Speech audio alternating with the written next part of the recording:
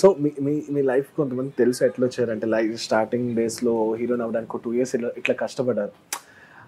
అంటే ఎట్లా ఒక ఫస్ట్ ఆపర్చునిటీ రావడానికి వచ్చిన థింగ్స్ ఏంటి మీకు? ఎప్పుడు హీరోయిన్ హీరోయిన్ కొంచెం ఒక 2 years పోరాటం అయిందండి. నాకు కూడా స్ట్రగల్స్ వచ్చింది.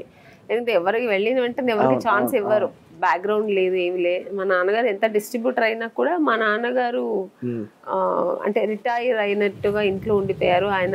ఆయనకి ఇష్టం లేని ఒక ఫీల్డ్ ఆయనకి. అందుకని ఆయన ఇష్టపడి చేశారు. బట్ నేను ఎంటర్ అవుతున్నానని ఆయనకి ఇష్టం లేదు.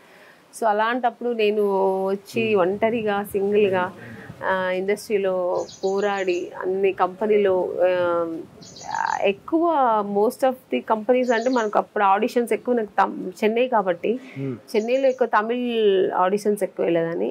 చాలా తక్కువ ఒక 4 కూడా ఉండదు, ఒక 3 ఏదో తెలుగు. ఆ తెలుగులో నేను సెలెక్ట్ అయింది మన అది కూడా లేదు, రెండే కంపెనీ. అందులో ఒకటి పర్చేజ్ బ్రదర్స్ వాళ్ళది, ఆడది ఒకటి చేశాను. అందులో నెగిటివ్ అనుకోకుండా నెగిటివ్ వచ్చేసింది నాకు అందులో. బట్ ఆ సినిమా ఆడలేదు కాబట్టి అది బయటపడలేదు. సో నెక్స్ట్ నాకు దొరికింది జంబలకడి పంబ హీరోయిన్ గా. సో అందులో నాకు సక్సెస్ అయింది. నా జర్నీ కూడా, నా కెరియర్ అక్కడి నుంచి స్టార్ట్ అయింది. బాగుంది అక్కడి నుంచి. సో నేను 2 times జగపతి బాబు గారిని కలిసాను అనమాట. జగపతి బాబు గారిని కలిసిన ప్రతిసారి ఏంటి సార్ మీకు బాగా లైఫ్లో సినిమాలో ఉండిపోయేది ఏంటంటే శుభలగ్నం అండ్ ఆమెని గారు కలిస్తే ఎందుకలా అమ్మేశారు, ఈ మాట చెప్తారు ఆయన.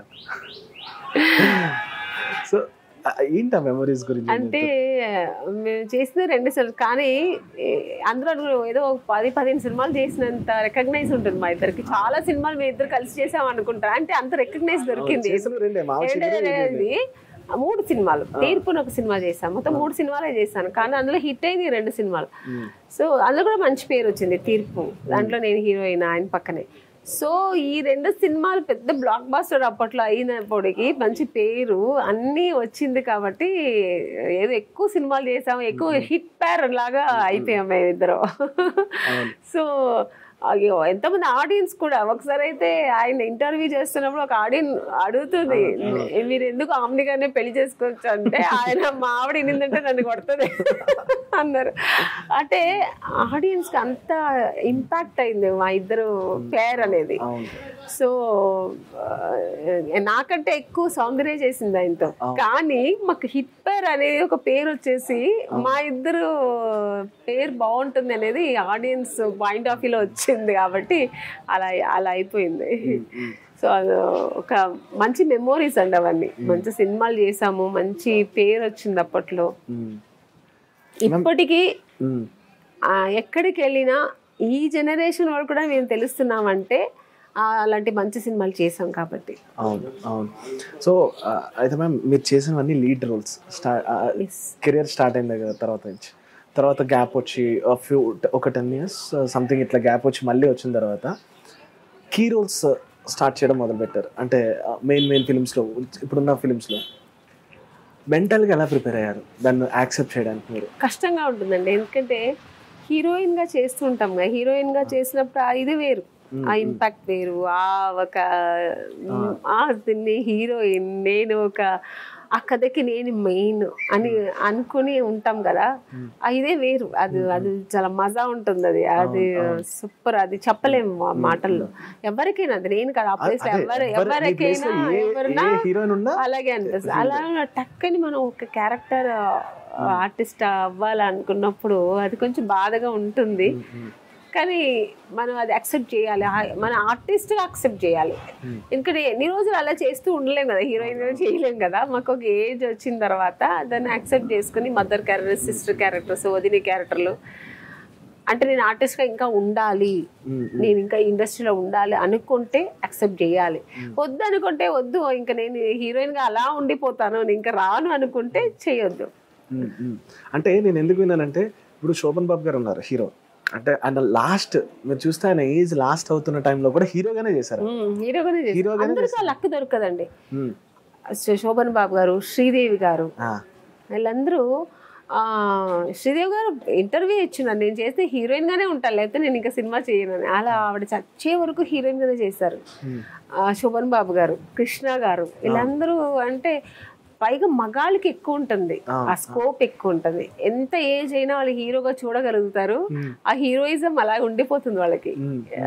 హీరోయిన్స్ కి కష్టం, అందులో రేర్ అలా ఉండేది. ఒకే ఒక నాకు తెలిసి ఒక శ్రీదేవి గారు అనుకుంటాను అంతే.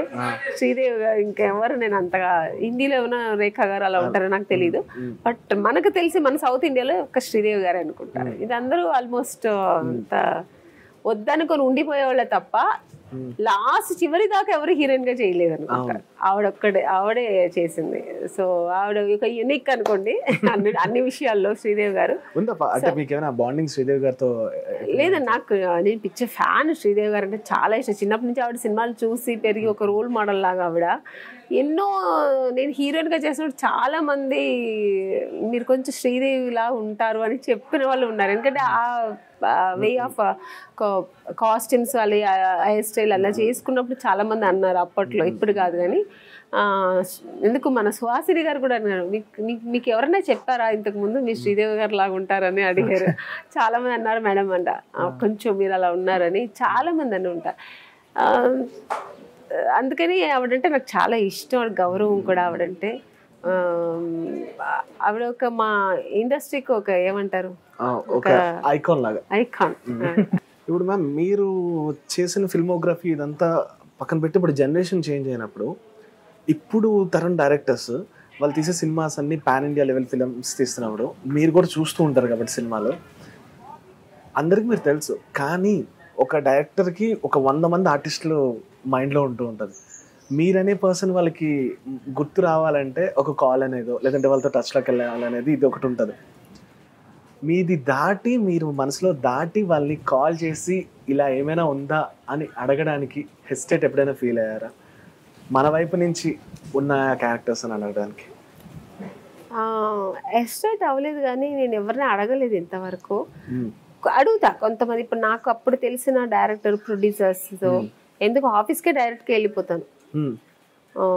మనైతే నేను దిల్ రాజు గారు, నాకు యాక్చువల్గా రీఎంట్రీ నేను చేసింది మన దిల్ రాజు గారు మూవీని, శ్రీనివాస్ కళ్యాణ్. అంతకు ముందు ఇది నాని గారి సినిమా ఎంసీఏ చేసా. ఆయనే నాకు ఫస్ట్ ఇచ్చారు. మా పాప నాకు 6 month బేబీ. ఫస్ట్ అందులో ఆయన నాకు అవకాశం ఇచ్చారు. మళ్ళీ ఇది శ్రీనివాస కళ్యాణం తర్వాత ఒక శ్రీనివాస కళ్యాణం చేసాం, తర్వాత హలో గురు ప్రేమ కోసం వరుసగా ఇచ్చారు ఆయన. సో అది అక్కడి నుంచి మళ్ళీ నా కెరీర్ మళ్ళీ సెకండ్ ఫుల్ బిజీగా చేస్తున్నాను, పెద్ద సినిమాలు చేశాను. సో మళ్ళీ నాకు ఆ తర్వాత దిల్ రాజు గారు పిలవలేదు. నాకు ఫీల్ అయ్యాను, నాకు పిలవలేదు ఎందుకు అని చెప్పి. నాకు తెలియదు ఏం ప్రాబ్లమో, నాకు పిలవలేదు. అంటే మామూలుగా అందరూ చెప్పేవారు, లేదు మీరు కంటిన్యూస్గా దిల్ రాజు గారి సినిమాలో ఉంటారు చూడండి, ఎందుకంటే మీ ఆ పంక్చువాలిటీ అవన్నీ నచ్చుతుంది ఆయనకి ఇలా ఉంటే అని. సో బట్ నాకు పిలవలేదు. నేనైతే ఆఫీస్కి వెళ్ళిపోయాను. ఫోన్ చేస్తే కనెక్ట్ అవ్వలేదు నాకు. సో డైరెక్ట్గా ఆఫీస్ 2 times వెళ్ళాను. ఆయన అనేది ఒక్కటే మాట, మీరు మంచి ఆర్టిస్ట్ అమ్మా, మీకు మంచి సినిమాలు వస్తూనే ఉంటాయి, నేను ఇవ్వాలనే లేదు అది అలా కాదు సార్, నేను మీ బ్యానర్లో చేయాలి. ఎందుకంటే నాకు పిలిచి నాకు ఫస్ట్ టైం ఎంసీఏలో నాకు అవకాశం ఇచ్చి మళ్ళీ శ్రీనివాస కళ్యాణ్ అలా ఇచ్చినందుకే నేను మళ్ళీ బయట అందరికి తెలిసాను, నేను చేస్తున్నాను తెలిసింది బయట అందరికి. ఎందుకంటే అది పెద్ద ప్రొడక్షన్, అలాంటి ఒక మంచి ప్రొడక్షన్ హౌస్లో చేసినప్పుడు నేను అందరికీ తెలిసాను ఆమెని గారు మళ్ళీ చేస్తున్నాను. సో అందుకని ఆయనకు కృతజ్ఞతలుగా నేను ఎప్పుడూ కృతజ్ఞత చెప్తుంటాను, థ్యాంక్స్ చెప్పుకుంటాను. సో అందుకని మళ్ళీ ఆ ప్రొడక్షన్ నేను చేయలేకపోయినది ఒక బాధ ఉంది. చూద్దాం మళ్ళీ ఫ్యూచర్లో ఆయన పిలుస్తారేమో అని. అందుకని నేను ఎప్పుడు ఎస్టేట్ అవ్వను. మళ్ళీ అల్లు అరవింద్ గారు వాళ్ళు కూడా మన గీతా ఆర్ట్స్లో కూడా నేను కలిసి ఇప్పుడు 3 సినిమాలు చేశాను.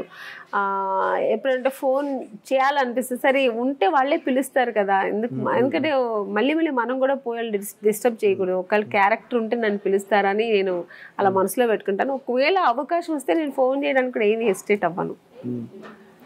ఎందుకంటే నేను అది అలా ఫీల్ అవ్వను. నా కుటుంబం కదా, మా సినిమా అనేది నా ఫ్యామిలీ కదా, నేను అడగడంలో తప్పే ఉందని అలా అడుగుతాను అంతే. ఓకే. సో మ్యామ్ మీరు ఉన్న 90s 80s చేసిన సినిమాల్లో ఎవరు ఇప్పటికీ కీప్ ఇన్ టచ్ అంటే ఉన్న హీరోయిన్స్ కానీ at least 2am friends 3am friends ఏమైనా జరిగిన అప్డేట్ చేస్తూ ఉన్న ఫ్రెండ్స్? అంటే అంత ఎక్కువ నేను ఎవరితో టచ్ పెట్టుకోను, కలిసినప్పుడు మాట్లాడుతుంటాను ఎక్కడైనా. డూ యూ రియలైజ్ అప్పుడు ఇలా ఉండేవాళ్ళం, ఇప్పుడు ఏంటి ఎవరి లైఫ్ వాళ్ళు స్టార్ట్ అయిపోయింది? ఇప్పుడు జగపతి బాబు గారు అప్పుడంతా బాగా కలిసి మళ్ళీ ఇప్పుడు ఆయన కూడా బిజీ అయిపోయారు, వీళ్ళందరూ ఆఫ్ కోర్స్ బాగా బిజీ అయిపోయారు. I'm so happy. ఆయన హీరో కంటే ఇప్పుడు ఆయన చాలా బాగా యాక్ట్ చేస్తున్నారు, చాలా బాగుంది. ఆయన ఒక్కొక్క సినిమా కూడా వేరియేషన్ ఉంటుంది, ఆయన క్యారెక్టర్ చాలా బాగుంది. సో బిజీ ఉంటారు అందరికీ. రోజా గారు, మన రోజా గారిని జబర్దస్త్ ఇట్లా కలిశాను, చాలా హ్యాపీగా ఉండింది. అప్పట్లో కలిసి మేము చేసాం కదా, ఇప్పుడు మళ్ళీ కలిసామని చాలా బాగా ఆవిడ మంచి రిసీవ్ చేసుకుంది. మళ్ళీ తిరుపతి వెళ్ళాలంటే తనకు ఫోన్ చేస్తే నాకు అక్కడ దర్శనానికి అంతా ఆవిడ చాలా బాగా నాకు హెల్ప్ చేసి అక్కడ చాలా ఇంటికి పిలిచి వాళ్ళకి మా ఇంట్లో మా అందరికి భోజనం పెట్టించి అన్ని చాలా ఫ్రెండ్లీగా చూసుకుంది. నాకు ఒక చీర అంతా పెట్టి చాలా అతిథి సత్కారం అంటారు కదా, అలా చేసింది. నేనే చాలా ఎగ్జైట్ అయిపోయాను. అలా కలిసినప్పుడు చాలా బాగా మాట్లాడతాం. అప్పుడు నాకు అది అనిపిస్తుంది, అబ్బో అప్పుడు అలా ఉన్నాం మళ్ళీ కలిసాం కదా అని హ్యాపీగా ఉంటది. సో అప్పుడు సినిమా చేసినప్పుడు చెన్నైలో ఉండేవాళ్ళు కదా? అప్పుడు కూడా చెన్నై. అప్పుడు చెన్నై ఎవరు ఉండేవారు అంటే చుట్టుపక్కల మీ లైన్ లో కానీ మీ చుట్టుపక్కల ఎవరు ఉండేవారు అప్పుడు? అంటే నేను టీ నగర్ కాబట్టి అప్పుడు చిరంజీవి గారు అక్కడే ఉండేవారు, విజయశాంతి గారు ఉండేవారు. మేము ఉన్న స్ట్రీట్ లోనే విజయశాంతి గారు ఉండేవారు ఉండేవారు కానీ అంత అప్పుడు ఇప్పుడు ఎవరు లేదు, అందరూ ఇక్కడికి వచ్చేసారు. తెలుగు వాళ్ళు ఎవరు లేదు, ఆల్మోస్ట్ అందరూ ఇక్కడికి వచ్చేసారు. మీరు ఇంకా ఇప్పుడు కూడా ఈ సీరియల్ కూడా చెన్నై నుంచి ఎందుకు ఇక్కడికి వచ్చేస్తే అనుకుంటాను కానీ అక్కడ ఎందుకు నాకు అక్కడే అలవాటు అయిపోయింది చెన్నై నుంచి. అంటే నాకు హైదరాబాద్ చాలా ఇష్టం, ఈ క్లైమేట్ కానీ ఇక్కడ కానీ. పిల్లలు చదువు అన్ని అక్కడే అలవాటు అయింది వాళ్ళకి. చూద్దాం ఫ్యూచర్లో ఒకవేళ రావాలంటే వస్తామేమో, కానీ ఇప్పుడైతే మాత్రం రాలేను. కరెంట్లీ ఏమంటున్నారు మీ చిల్డ్రన్ ఇప్పుడు మీ సీరియల్ చూసి? వాళ్ళ తిడతారు, మా అమ్మని తిడుతుంటారు. ఎప్పుడూ మమ్మీ సీరియల్ చూస్తుంటావా నువ్వు, మమ్మల్ని ఫోన్ అది ఇది ఏంటి రిమోట్ ఇవ్వవా మేము చూడటానికి. వాళ్ళు ఎక్కువ ఇంగ్లీష్ అది ఏదో చిన్నపిల్లలు కిడ్స్ ఇదన్నీ చూస్తారు, కిడ్స్ ఛానల్. మా అమ్మ ఆరైతే పెట్టేసుకుంటుంది, వాళ్ళిద్దరికి గొడవలు వస్తుంటది. చెప్తుంటారు ఇప్పటికీ సీరియస్ ఈ సీన్ల గురించి ఏమైనా డిస్కస్ చేస్తుంటారు మీరు? ఎవరు? మీ మమ్మీ కానీ? మా అమ్మ నన్ను కెలుగుతాడు, ఇది ఎట్లా చేశారమ్మా, ఇది ఏం చేశారు. మొన్న ఒక సీన్ చేసా, బోనాలు తీసుకొని నిప్పులు తొక్కేట్టు. నిజంగా తొక్కేవమ్మా అంటది మా అమ్మ. అమ్మ ఎలాగమ్మా నిజంగా తొక్కితే నాకు కాళ్ళు ఉంటాయి నిప్పుల్లో తొక్కితే. అంటే ఆవిడ అంత ఇన్నోసెంట్, అంటే ఇన్ని సంవత్సరాలుగా నాతో ట్రావెల్ చేస్తుంది, సినిమా గురించి తెలుసు, అయినా ఏం తెలియని ఒక లౌక్యం తెలియని వల్ల అడిగినట్టు అడిగింది అమ్మ మా అమ్మ. అంటే సినిమాలో టెక్నిక్ తెలిసి అమ్మకు చూస్తుంది కానీ అంతా వచ్చింది, అయినా కూడా అడిగింది. అంటే ఆవిడ ఒక ఆడియన్ లాగా బిహేవ్ చేసింది. ఆ సీరియల్ వచ్చినప్పుడు అలా అయిపోతుంది అమ్మ. అంటే అంత బాగా సీరియల్ కి అడిక్ట్ అయింది అనమాట. డూ యు ఎవర్ రిగ్రెట్ అంటే లైక్ ఈ ఫీల్డ్ ఇప్పటికి స్టిల్ డేట్ ఈ క్షణం వరకు వచ్చిన తర్వాత ఒక రిగ్రెట్ ఈ ఫీల్డ్ అంటే మీకు ఏమైనా ఉందా? ఏంటి ఒక రిగ్రెట్ ఈ ఫీల్డ్ లో మీకు ఏమైనా ఉందంటే? నాకేం అలాంటిది నెవర్ రిగ్రెట్. ఎందుకు వచ్చానని అనిపించలేదు ఏ రోజు?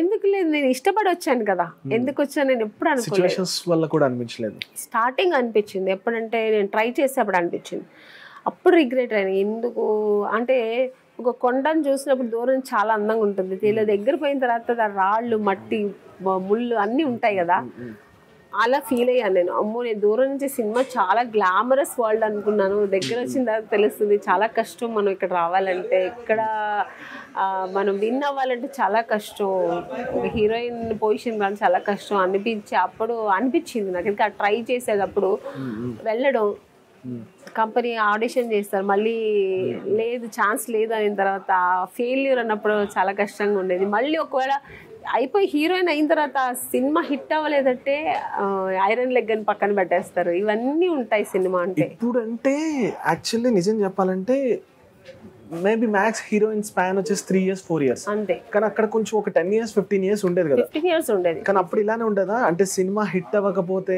ఐరన్ లెగ్ అని లేదంటే ఇవ్వడం వల్ల అవునవును ఒక 2 సినిమాలు హిట్ అవ్వాలంటే పక్కన పెట్టేసేవాళ్ళు అప్పుడు కూడా అంతే. అప్పుడు కూడా అంతే.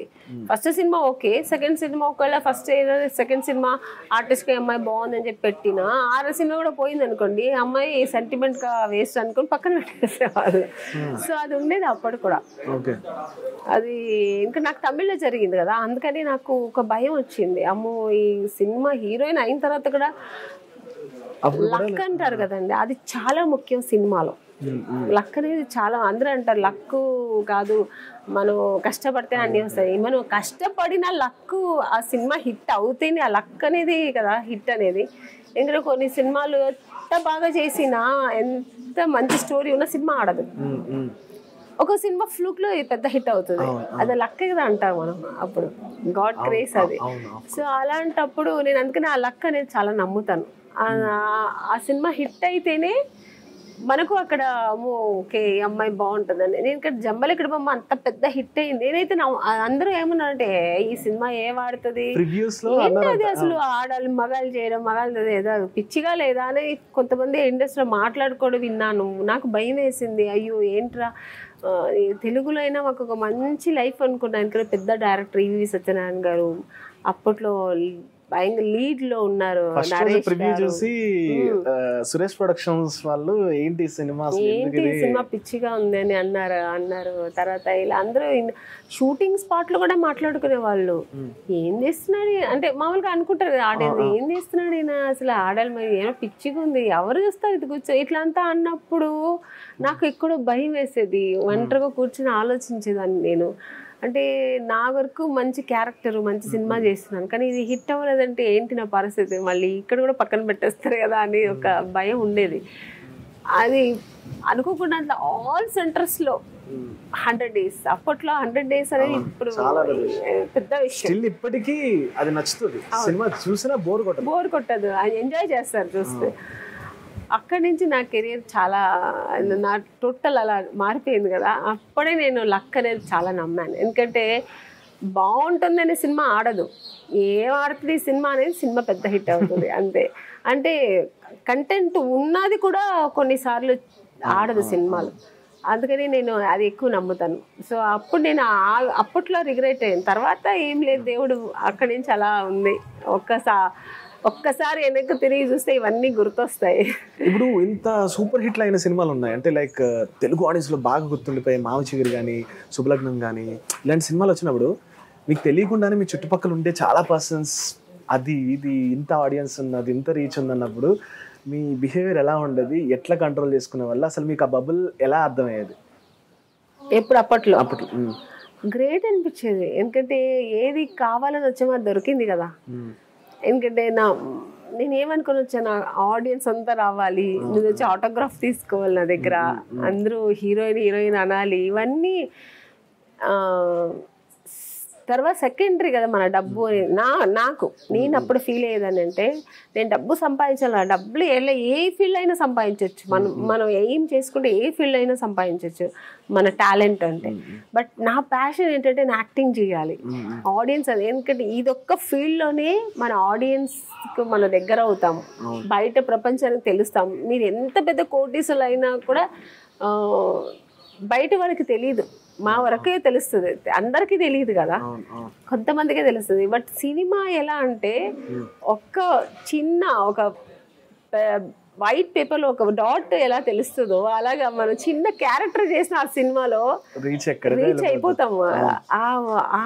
ఇది వేరే ఏ ఫీల్డ్లో ఉండదు అసలు. అది నాకు చిన్నప్పటి నుంచి ఎందుకు నా మైండ్లో పడిపోయింది, సినిమాలో చేయాలి అందులో హీరోయిన్గానే చేయాలి అని.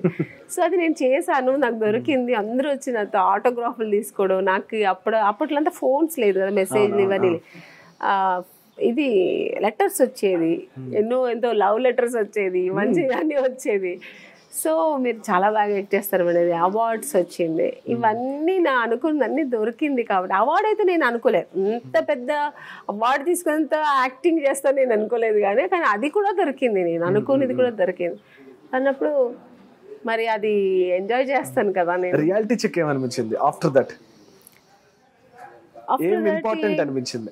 దొరికేసింది కానీ ఇది కాదు ఇంపార్టెంట్ అని లైఫ్లో ఏమైనా అనిపించిందా? సంథింగ్ ఇంపార్టెంట్ అనేది ఏంటంటే మన పర్సనల్ లైఫ్ అనేది ఒకటి ఉంటుంది కదండి, అది చాలా ఇంపార్టెంట్. అంటే ఇవన్నీ ఓకే, ఇవన్నీ దొరికింది అనుకోండి, ఇవన్నీ దొరకలేదంటే ఇది మనకి ఇంపార్టెంట్ అవుతుంది. మనం అనుకోలేదు, అయ్యో అనుకుంది దొరకలేదు. ఇది తర్వాత దొరికినప్పుడు అంటే మా సెకండ్ ఏంటిని మనకు ఒక పర్సనల్ లైఫ్ ఉంటుంది, ఆ లైఫ్ మంచిగా రావాలి, ఒక మంచి హస్బెండ్ రావాలి, మంచి పిల్లలు అవ్వాలి, ఒక మంచి లైఫ్ ఒక ఫ్యామిలీగా ఉండాలి. సెకండ్ తర్వాత అక్కడ ట్రావెల్ అవుతాం కదా, అది అనిపిస్తుంది. ఒకవేళ ఇది దొరకలేదంటే అది మనకు అది పెద్దగా అనిపించదు, ఇది దొరకలేదే ఇలా అయిపోయామో అనిపిస్తుంది. అంటే ఎప్పుడు అంతే మనిషికి, ఏది ఇది దొరికిందంటే నెక్స్ట్కి వెళ్ళిపోతాం, అది దొరకలేదు కదండి, అది దొరికిందంటే నెక్స్ట్కి వెళ్తాం. ఇలా ఈ ఎక్కడ మనకు లిమిట్స్ ఉండదు మా ఆశలకి, అంతే కదా. సారీ టు ఆస్క్ యూ, అంటే why don't you go for the second option? ఎప్పుడు ఎందుకు అనిపించలేదు మీకు మీ లైఫ్లో జరిగిన తర్వాత? ఏది జరిగిన తర్వాత? ఈ మ్యారేజ్ స్పెక్యులేషన్స్ ఇవన్నీ జరిగిన తర్వాత మళ్ళీ ఇంకొక హ్యాపీ లైఫ్ కోసం ఎందుకు మీరు చూడలేదు? నేను హ్యాపీగా ఉన్నాను, నాకు ప్రాబ్లం లేదు చెప్తున్నా. ఎందుకంటే అంటే everyone needs some shoulder, end of the day we should. మీ పిల్లలతో మీరు కొంచెం భయపడతారు. నాకు పిల్లలు, టు బి ఫ్రాంక్ చెప్పండి, నాకు పిల్లలు అనేది కొంచెం లేట్గా అయ్యింది. అక్కడ నేను కొంచెం ఫెడప్ అయ్యాను. అబ్బో ఏం నాకు పిల్లలు, ఎందుకంటే నాకు అన్నీ అలాగే ఉంటుంది. హీరోయిన్గా వచ్చినప్పుడు మన హీరోయిన్ అవ్వలే, హీరోయిన్ అయ్యాను. తర్వాత మ్యారేజ్లో పిల్లలు అవ్వలేదు, పిల్లలు పుట్టారు, కొంచెం అది కూడా లేట్గానే పుట్టారు. కానీ పుట్టారు కదా, అదే సంతోషం. అది పుట్టనే లేదంటే ఆ లైఫ్ ఏదో ఒక శూన్యంలా అనిపించేది, ఇంకా ఏదో ఒకటి దొరకదు అనిపిస్తుంది. అప్పుడు దాని మీద ఎక్కువ మనకు ప్రెషర్ ఉంటుంది. ఆ ప్రెషర్ ఏమవుతుంది, అబ్బో నాకు దొరకలే అంటే నేను అన్ఫిట్, నాకు లేదా, నేను ఏం పాపం చేసి, ఇలా అంతా వస్తుంటాయి మైండ్లో. దొరికిన తర్వాత చాలా హ్యాపీగా ఉంటుంది. సో అది ట్రై చేసి దొరికింది అనుకోండి. ఇప్పుడు హీరోయిన్ కూడా అండి, మీరు వచ్చిన వెంటనే హీరోయిన్ అయిపోతే దాని వాల్యూ తెలియదు, పెద్దగా తెలియదు దాని వాల్యూ. అప్పుడు మనకు ఆ ప్రొడ్యూసర్స్ వాల్యూ తెలియదు, డైరెక్టర్స్ వాల్యూ తెలియదు, ఇండస్ట్రీ వాల్యూ తెలియదు. కష్టపడి వచ్చాం కాబట్టి మనకు ఆ వాల్యూ తెలుస్తుంది. ఇండస్ట్రీలో ఇంకా కొన్ని రోజులు పని చేయాలి, ఇంకా మంచి పేరు తెచ్చుకోవాలి, మనం ఎంత కష్టపడి వచ్చాం కదా ఇండస్ట్రీకి అనేది ఆ వాల్యూ తెలుస్తుంది. సో పిల్లలు కూడా అంతే లేట్గా పుట్టారు కాబట్టి నాకు పిల్లలు ఎంజాయ్ చేస్తా. వెంటనే పిల్లలు అయిపోతే అందరూ అయినట్టే అయింది కదా ఏమి అనిపిస్తుంది. సో నాకు అన్నీ లేట్గా దొరికింది కాబట్టి అన్నీ నేను ఎంజాయ్ చేస్తాను లైఫ్లో. మేడం, ఎంత లేదనుకున్నా కొన్నిసార్లు కథలు విన్నప్పుడు నచ్చకపోవడమో, అది ఎండ్ ఆఫ్ ద డే వచ్చి వెళ్ళిపోవడమో ఇలాంటివి అవుతాయి కదా. మీ లైఫ్లో ఇప్పటికీ ఏదైనా ఆ ప్రాజెక్ట్ మిస్ అయిన ఫీలింగ్ ఉందా? ఒకటి ఎప్పుడు హాంట్ చేస్తున్న ఫీలింగ్? చిరంజీవి గారి సినిమా. అవును, చిరంజీవి గారి సినిమా నాకు శుభలగ్నం హిట్ అయిన తర్వాత వెంటనే నాకు నాగార్జున గారి సినిమా చేశాను. వెంటనే ఇమ్మీడియట్గా నాకు చిరంజీవి గారి సినిమా వచ్చింది. అప్పట్లో ఏమైందంటే పచ్చరి బ్రదర్స్ వాళ్ళు 1 month 15 days 1 month అండి 1 month 15 days గుర్తులేదు. ఇది డాన్స్ షో అక్కడ అమెరికాలో, USA అడిగి. సో డేట్స్ ఇచ్చేసాను, 15 days ఇచ్చేసాను. ఇస్తే ఇదే వీసా అంతా ఇంకా అప్లై చేశారు, ఇంకా పాస్పోర్ట్ కూడా తీసేసాను. ఆ టైంలో కరెక్ట్గా ఆ డేట్స్లో చిరంజీవి గారి సినిమా వస్తే దాన్ని క్యాన్సిల్ చేశాను నేను. ఆ డాన్స్ షో క్యాన్సిల్ చేసేసి ఇంకా దీనికి డేట్స్ ఇచ్చాను. చిరంజీవి గారు అంటే నేను పిచ్చ ఫ్యాను, చిరంజీవి గారి సినిమా కదా అని. సో తర్వాత ఇది అంతా ఓకే, ఇంకా షూటింగ్ ఇంకా వెళ్ళడానికి ఇంకా ఒక 1 month 15 days ఉందన్నప్పుడు డైరెక్టర్ ఇక్కడ మారారనమాట. డైరెక్టర్ చేంజ్ అయినప్పుడు సో అక్కడ ఏం డిస్కషన్ అయిందో నాకు తెలియదు. సో నన్ను కూడా చేంజ్ చేశారు. అక్కడ నా ప్లేస్లో నగ్మా గారిని వేశారు. అక్కడ నేను హర్ట్ అయ్యాను, ఏడ్చాను కూడా కొంచెం. ఎందుకంటే నాకు నేను అనుకున్న దీంట్లో ఇదొక్కటే మిస్ అయింది కదా. ఎందుకంటే చిరంజీవి గారి సినిమా అంటే మాటలు కదా, చిరంజీవి గారు పక్కన మెగాస్టార్ గారు పక్కన చేయడం అనేది అందరికీ అదృష్టం దొరకదు. సో ఆ ప్లేస్ నేను మిస్ అయ్యాను. ఓకే, తర్వాత అనుకున్నా ప్రాప్తం లేదనుకొని ఇంకా నేను తర్వాత కొన్ని రోజులు అయిన తర్వాత స్టేట్ రౌడీ ఇది కాదు, చిరంజీవి గారు సిస్టర్ క్యారెక్టర్ అడిగారు, మురుగదాస్ డైరెక్టర్. స్టాలిన్ ఖుష్బూ గారు చేశారు. అది నన్నే ఫస్ట్ అడిగారు, నేను చేయను. ఎందుకంటే నా డ్రీమ్ ఏంటంటే చిరంజీవి గారు పక్కన హీరోయిన్ గా చేయాలనేది కదా.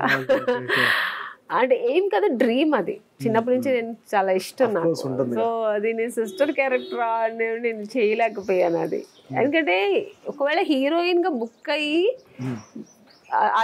హీరోయిన్ గా నాకు అవకాశం రాకుండా ఉంటే చేసేదాన్నేమో. ఓకే పర్వాలేదులే మనం అనుకుని అట్లీస్ట్ సిస్టర్ క్యారెక్టర్ నేను చేద్దామని. కానీ నాకు హీరోయిన్గా దొరికిపోయిన తర్వాత నేను మళ్ళీ అది చేయలేకపోయాను. ఆ టైంలో యాక్సెప్ట్ చేయలేకపోయాను. ఆ టైంకి అది నాకు అనిపించింది అలా నేను చేయకూడదు, నేను చేయను అంటే అప్పుడు ఖుష్బు గారు చేశారు. సో ఇప్పుడు అనుకుంటా అట్లీస్ట్ నేను సిస్టర్ అయినా చేసి ఉంటే బాగుండదు అప్పుడు అనిపించింది అలాగా.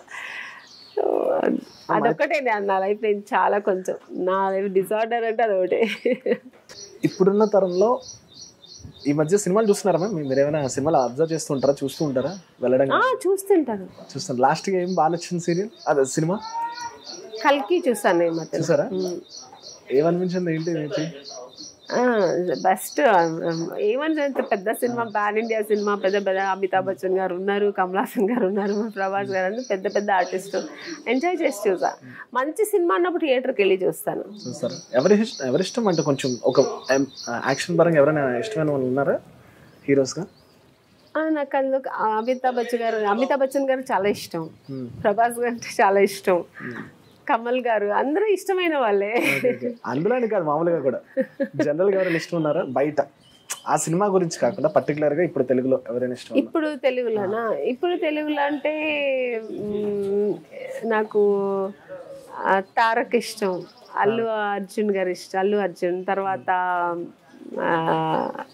మహేష్ బాబు, అందరూ అందుకంటే క్యూట్, అందరూ క్యూట్.